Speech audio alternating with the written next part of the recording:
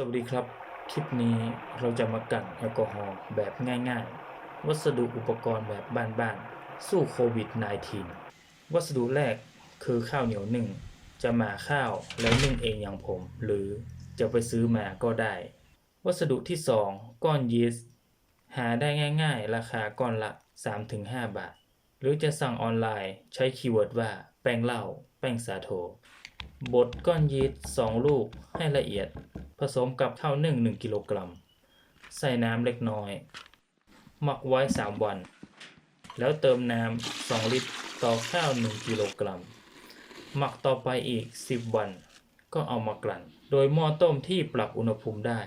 เติมน้ำข้าวหมักที่ตอนนี้มีแอลกอฮอล์ 5% ลงไปพอประมาณใส่ช้อนรองก้นถ้วยและถ้วยรองแอลกอฮอล์ลงไปแล้วใช้กระทะที่ล้างให้สะอาดเป็นถาดควบแน่นใส่น้ำอุณหภูมิปกติลงไปในกระทะเปิดไฟหม้อต้มอ่อนๆร้อนแต่ไม่ให้เดือดเมื่อต้มไปสักพักน้ำในกระทะเริ่มอุ่นก็เปลี่ยนน้ำหรือเติมน้ำแข็งน้ำเย็นลงไปผ่านไป1ชั่วโมงเราก็ได้แอลกอฮอล์ที่ 23% ยังไม่ถึง 70% เราจึงควบคุมอุณหภูมิให้อยู่ในระดับจุดเดือดของแอลกอฮอล์ 80 องศาเซลเซียสและในที่สุดเราก็ได้แอลกอฮอล์ 32% กะว่าจะกลั่นแอลกอฮอล์ 70% ไว้ทำเจลล้างมือสู้โควิด -19 แต่ได้แค่